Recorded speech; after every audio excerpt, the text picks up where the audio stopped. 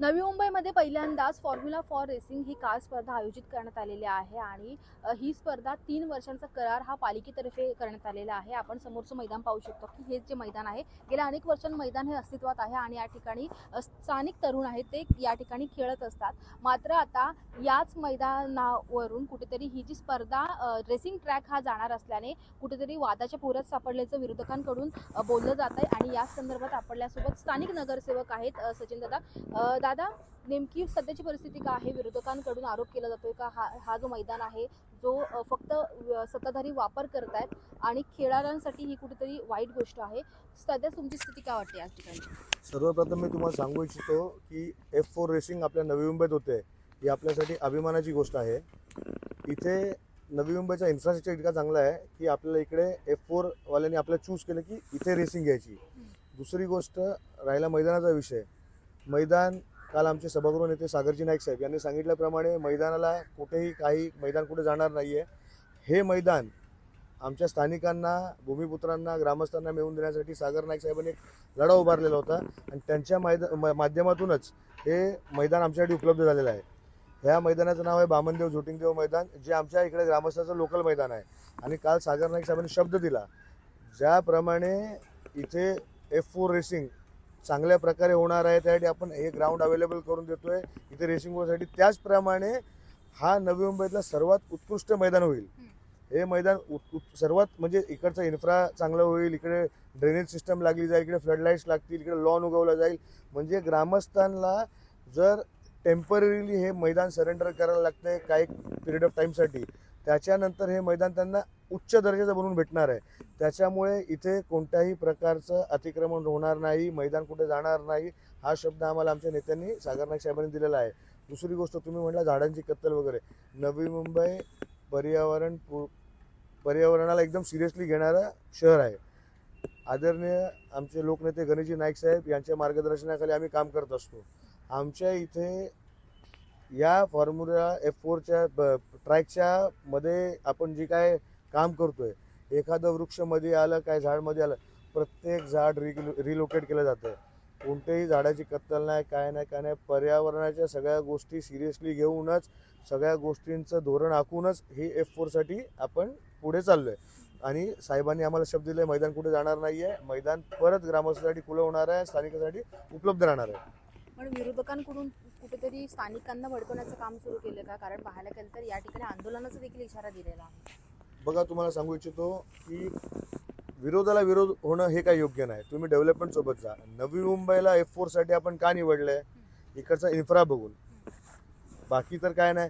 आणि दुसरी गोष्ट, मैदान जर आपला उच्च श्रेणीचं एकदम चांगल्या दर्जाचं बनवून भेटत असेल, नुकसान काय? काल आमच्या महापौर मॅडम बोलल्या, सुजाताताई पाटील मॅडम, की समजा आपण एखादं क्रिकेटचं पिच बनवायला घेतो, त्या टायमाला 10 दिवस आपण क्रिकेट खेळतो का? नाही ना. पिच चांगली झाली पाहिजे, विकेट चांगली झाली पाहिजे म्हणून आपण 10 दिवस 15 दिवस कॉम्प्रोमाइज करतो.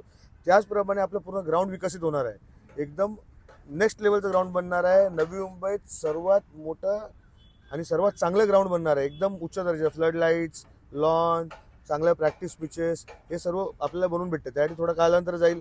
तर तुम्ही असं समजा की 10 दिवस अगोदरच काम चालू झालेलं आहे. आपलं हे रेसिंग 2-3 दिवसापुरती आहे, त्याच्यानंतर हे ग्राउंड सर्व आपल्यासाठीच आहे.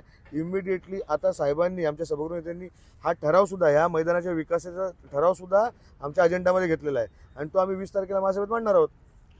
तुम्ही इथले स्थानिक नगरसेवक आहात, स्थानिकांना काय आवाहन कराल? घाबरू नका किंवा त्यांच्या मनामध्ये जो गैरसमज निर्माण झाला त्याबद्दल काय सांगा? बघा, राजकारण इथे प्रत्येक गोष्टीत खेळण्याचा प्रयत्न केला गेला, पण आमचे नेते हुशार आहेत, लोकांची समज काढण्यामध्ये दे आर केपेबल. तर त्या लोकांना काल मीटिंग घेऊन महापालिकेमध्ये सर्वांची चर्चा करून, विचारविनिमय करून त्यांना क्लिअर सांगितलं गेलं की बाबा, हे अशी परिस्थिती आहे, आपल्याला F4 इतक्या वेळेपुरतं आहे आणि त्याच्यानंतर हे मैदान तुमच्याकडे खुलं राहील. लोकांनी पण त्या गोष्टीला पॉझिटिव्हली घेतलेलं आहे. त्यांची विनंती इतकीच होती की लवकरात लवकर मैदान बनवून द्या. त्याचप्रमाणे साहेबांनी त्यांना आश्वासन दिले की आम्ही लवकरात लवकर चांगल्या दर्जाचं मैदान तुम्हाला बनवून उपलब्ध करून देऊ. नक्कीच आपण पाहू शकतो की हा जो मैदान आहे तो जसा आहे तसाच पुढच्या वेळी सुद्धा उपस्थित करून देणार आहेत आणि त्यामुळे नागरिकांनी कोणतीही स्थानिकांनी घाबरण्याची गरज नाही आहे आणि जो गैरसमज पसरवण्याचा विरोधक प्रयत्न करतात ते देखील असं होणार नसल्याचं स्थानिक नगरसेवक आपल्यासोबत होते ते सचिन दादा यांनी म्हटलेलं आहे. त्यामुळे आता या संदर्भात आणखी काय माहिती समोर येते हे देखील पाहणं महत्त्वाचं असेल. व्हिडिओ जर्नलिस्ट सुमितसह मी आकांक्षा देशमुख, लोकशाही मराठी, नवी मुंबई.